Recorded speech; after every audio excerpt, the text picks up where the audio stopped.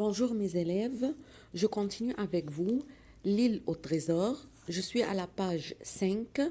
Je me suis arrêtée la dernière fois à la ligne 21. Je continue la lecture et l'explication. Ne les livre à la justice qu'il me flanque la tache noire. Alors la tache noire, ça marque la mort. Alors ça marque que le vieux marin avait l'angoisse, la peur de la mort. Ou si tu vois le marin à la jambe de bois. Alors ce qui cause l'inquiétude pour lui. La tache noire, capitaine, qu'est-ce que c'est? Alors c'est Jim qui parle maintenant. Demandai-je, absourdi et complètement perdu. C'est un avertissement, mon gars, et je t'expliquerai tout s'ils en viennent là. En attendant, continue de veiller au grand Jim.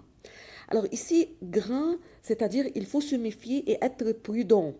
Pourquoi? Parce que grain ici, ça marque une tempête du vent. Comme c'est le marin, le bateau, navire et capitaine et pirate, alors ça, c'est vraiment marque tempête de vent.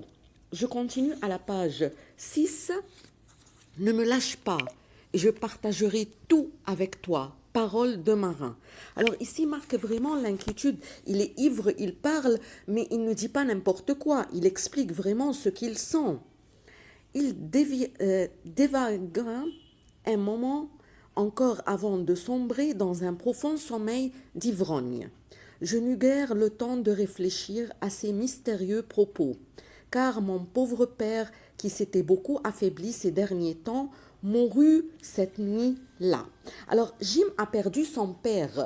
Le père de Jim est mort, et du coup, ça cause un peu le tracas, l'inquiétude, l'angoisse, le chagrin. Mon chagrin, les visites des voisins et les préparatifs de l'enterrement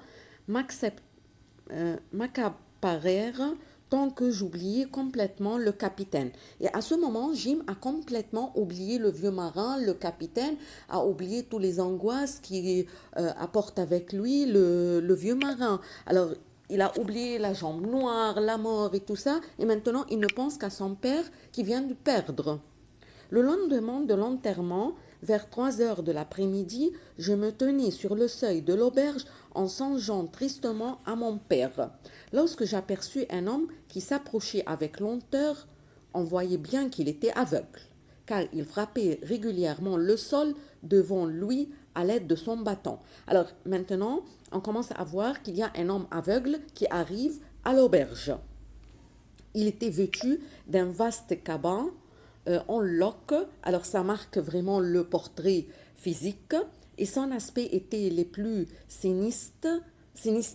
Alors vraiment, il n'était pas bien, il était un peu, on ne sait pas, mais il est fort, il est peut-être, il va causer de mal.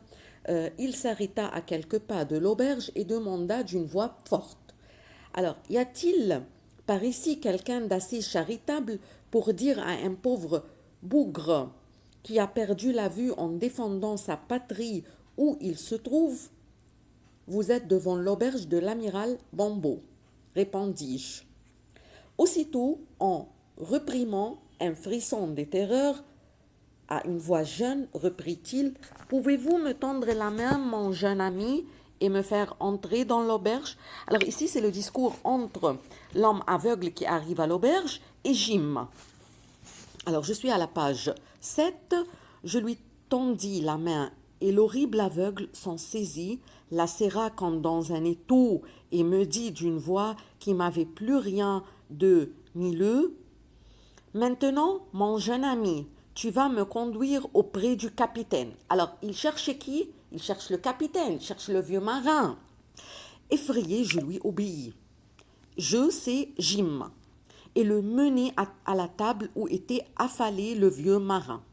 Abruti par le rhume, alors le vieux marin boit et il est ivre, il n'est pas à l'aise. Il leva les yeux à notre arrivée et se trouva dégrisé d'un coup. Le dégoût et l'effroi se lisaient sur son visage. Alors il commence à s'inquiéter, le capitaine, le vieux marin. Reste assis, Billy, ordonna l'aveugle. Alors l'aveugle commence à parler avec le vieux marin, Billy, qui s'appelle Billy. Je n'y vois point, mais j'entends remuer tes doigts, tends-moi ta main gauche. Je le vis alors passer quelque chose de la main qui tenait le bâton de l'aveugle au doigt du capitaine, qui se renfermèrent instantanément dessus. Voilà qui est fait, dit l'aveugle. Sur ces mots, il fila avec une agilité dont je ne l'aurais jamais cru capable, me laissant frapper du stupeur.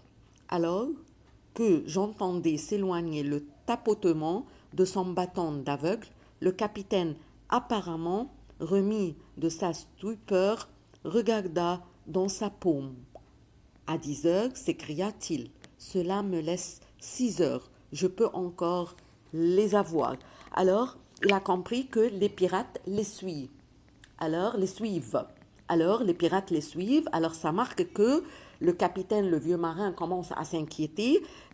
Le vieux marin, c'est Billy. Et l'aveugle l'avertit qu'ils vont arriver. Je m'arrête jusqu'à la page 7.